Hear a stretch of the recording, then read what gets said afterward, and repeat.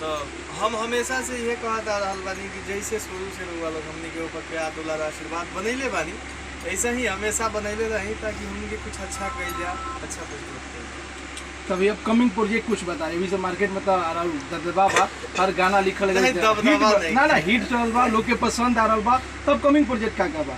Upcoming project भैया बताइनी है, आशिकी 2 में देखे हम लोग डिस्क्रिप्शन में लिखल बा, गीत श्याम देहाती वो विजय चौहान। आशिकी 2 में बहुत अच्छा गाना, मतलब हिट ब्लास्ट गाना आ रहा बा हमार। अपकमिंग में तो बहुत चीज़ बावे, खासतौर पर छठ में बहुत बड़ा गाना आ रहा बा। अच्छा, मतलब कब से सुने के मिल सका था? ये 2-4-5 दिन में सुने के मिली सब कोई के। वो लोग ऐसे ही प्यार बनेले रही। ठीक है, धन्यवाद।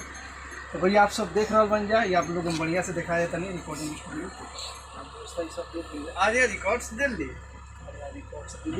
नया एड्रेस हम आप लोगों के सामने एड्रेस भी दिखाई, पोस्टर हम पूरा दिखाई, हमको अंदर में देख लीजिएगा इसके मुझे